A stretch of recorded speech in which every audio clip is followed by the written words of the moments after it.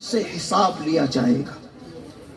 ایک صحابی نے پوچھا تھا کہ یا رسول اللہ صلی اللہ علیہ وآلہ وسلم، اللہ ہم سے کیا کیا پوچھے گا اور کیا کیا ہم سے حساب لیا جائے گا؟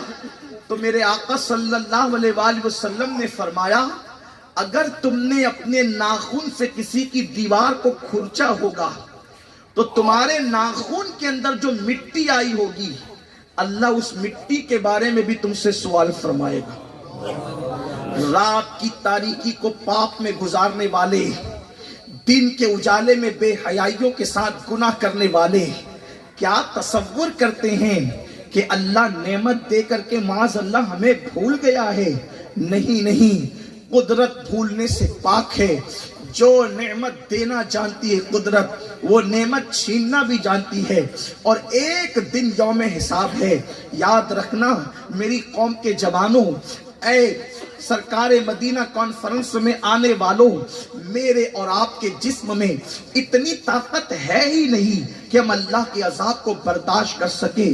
خدا کے لیے اپنے نرم و نازک جسم پر اتنا ظلم مت کرو، اس قدر گناہوں کا بوجھ اپنے وجود پر مت ڈالو، اس لیے کہ میرے اللہ نے جو ایک گناہ کا عذاب تیار کر رکھا ہے، اگر ایک گناہ کا ایک عذاب اللہ سارے انسانوں کے وجود پر ڈال دے تو پورے انسان مل کر بھی میرے اللہ کے ایک عذاب کو برداشت نہیں کر سکتے۔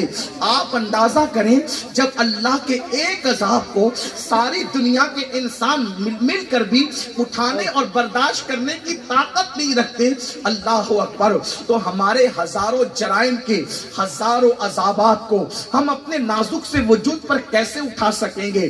اے میری قوم کے جوان، اپنے حال پر رحم تو کر، اپنے وجود پر رحم تو کر۔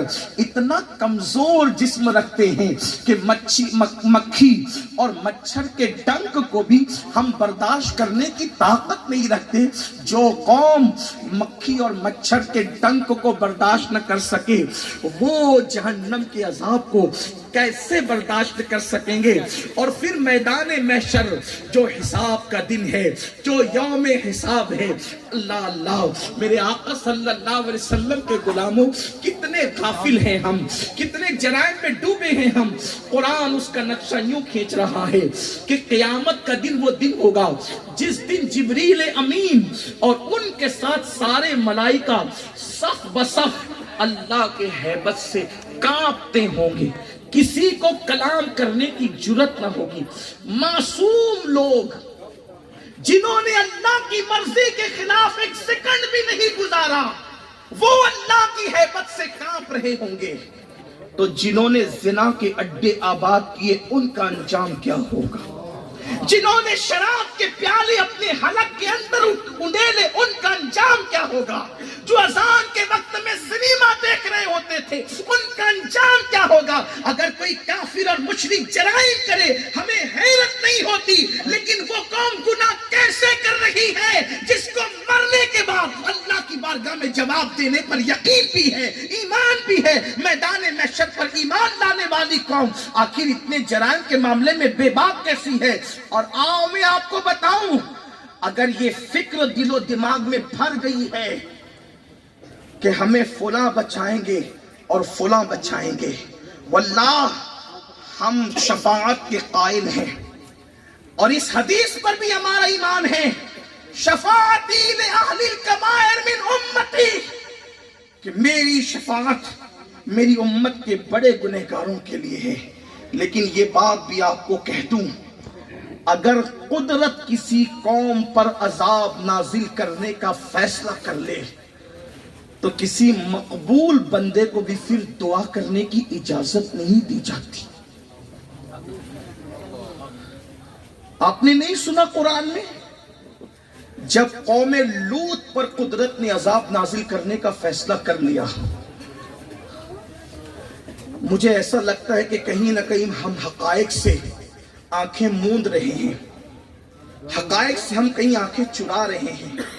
اور یاد رکھنا، کسی کہنے والے نے کہا ہے، اگر بلی آنکھ بند کر کے دودھ پیتے وقت یہ سوچے کہ مجھے کوئی نہیں دیکھ رہا ہے، تو اس کا یہ تصور کرنا اس کو فائدہ نہیں دیتا، کبھی بھی اس کی پیٹھ پر ڈنڈا بیٹھ سکتا ہے.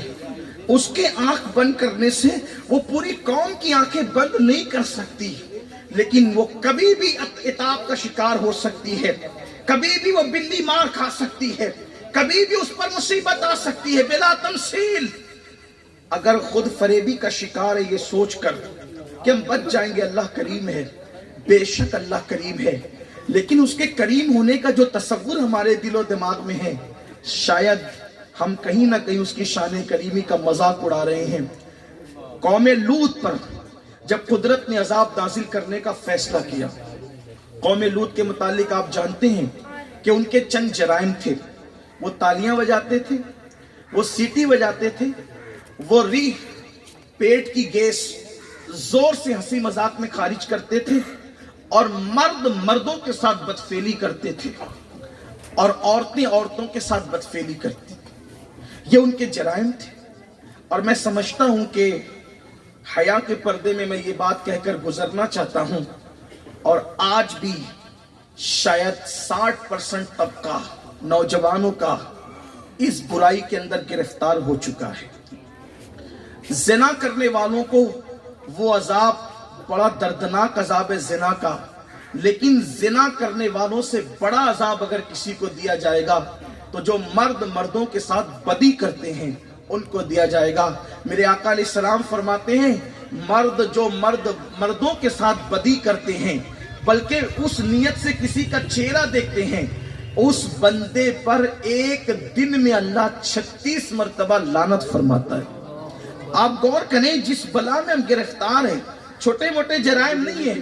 بہرحال تو اللہ نے قوم لوط کے لیے حضرت لوط علیہ السلام کو بھیجا جو ابراہیم علیہ السلام کے بھتیجے تھے، اور انہوں نے قوم کو سمجھایا، لیکن جب قوم نہ مانی تو پھر اللہ نے فرمایا اے لوط اب آپ ان کی بستی سے نکل جائیں، ہم ان پر عذاب نازل کریں گے. اللہ اکبر. جب حضرت لوط علیہ السلام بستی سے نکلنے لگے، اللہ اور عذاب کا فیصلہ ہو گیا. حضرت ابراہیم علیہ السلام کو خبر ہوئی، آپ کو اطلاع ہوئی کہ میرے بھتیجے لوط علیہ السلام کی قوم پر اللہ نے عذاب نازل کرنا ہے. تو چونکہ ابراہیم علیہ السلام بڑے رقیق القلب تھے، بڑے نرم دل تھے، اس لیے آپ نے ہاتھ اٹھا دیے، اے اللہ لوط علیہ السلام کی قوم پر جو تو عذاب نازل کرنا چاہتا ہے، مولا میری دعا ہے، میری عرضی ہے کہ تو قوم لوط پر عذاب نازل نہ فرما. جانتے ہیں قرآن مقدس نے کیا جواب دیا؟ ہم اس کا لفظی ترجمہ تو نہیں کرتے، لیکن اس کی ترجمانی یہ ضرور کرتے ہیں، اے ابراہیم ہم نے اس قوم کے لیے عذاب نازل کرنے کا فیصلہ کر لیا ہے، لہٰذا ہم تمہیں کہتے ہیں کہ تم ان کے حق میں دعا مت کرنا، ان کے حق میں سفارش مت کرنا. آپ مجھے بتائیں جب قدرت ابراہیم علیہ السلام کو روک دیتی ہے، فیصلہ عذاب کا ہو چکا ہے، اے ابراہیم اب تم ان کے حق میں دعا مت کرو، ہم ان کو عذاب دیں گے. پتہ چلا جب قدرت کسی قوم پر عذاب نازل کرنے کا فیصلہ کر لیتی ہے تو انبیاء کو بھی دعا کرنے سے روک دیا جاتا ہے، انبیاء کو بھی دعا کرنے سے منع کر دیا جاتا ہے. اب میں آپ سے پوچھنا چاہتا ہوں کس بلا کی میں سے ہے سرشار ہم؟ دن ڈھلا ہوتے نہیں ہوشیار ہم، جرائم پہ جرائم کرتے جا رہے ہیں اور پھر سوچتے ہیں کہ فلاں بچائیں گے فلاں بچائیں گے. آؤ میدان محشر جس میں ہم سے اللہ حساب لے گا، اس دن کا ذرا نقشہ تو دیکھیں، ان دن کے حالات تو دیکھیں. حضرت سیدنا فاروق اعظم رضی اللہ تعالیٰ عنہ ایک مرتبہ کعب احبار سے کہتے ہیں اے کعب ذرا مجھے ایسی باتیں سناؤ، اے کعب ذرا مجھے ایسی باتیں سناؤ جس سے میرے دل میں اللہ کا مزید خوف اور ڈر پیدا ہو.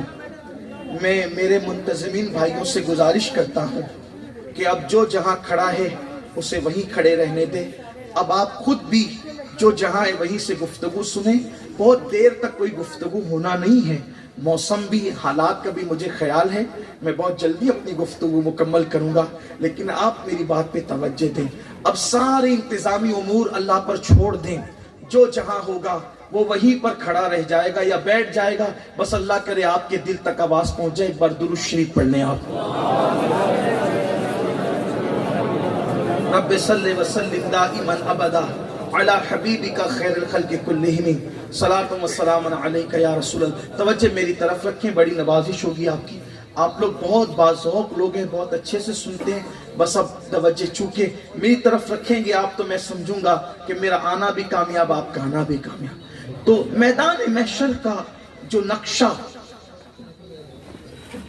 احادیث میں آیا ہے اس پہ ذرا توجہ کریں. جب اللہ ہم سے حساب لے گا, حضرت سیدنا فاروق اعظم رضی اللہ تعالیٰ حضرت کعب سے کہتے ہیں, اے کعب احبار, ذرا مجھے ایسی باتیں سناؤ جس سے میرے دل میں اللہ کا ڈر مزید پیدا ہو.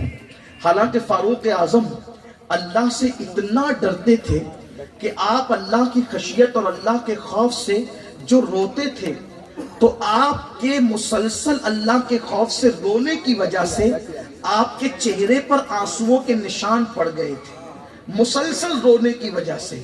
یہ بات بھی یاد رکھنا سنیو, جن کو میرے آقا علیہ السلام نے جنت کی بشارت ایک نہیں کئی مرتبہ دی ہو, جس کو میرے آقا نے جنتی قرار دیا ہو, وہ فاروق اعظم اللہ کے خوف سے اتنا روتے ہیں. افسوس تو اسی بات پر ہے کہ وہ لوگ نیکی کر کے بھی اللہ سے ڈرتے تھے, اور ہمارا حال یہ ہے ہم گناہ کر کے بھی اللہ سے نہیں ڈرتے.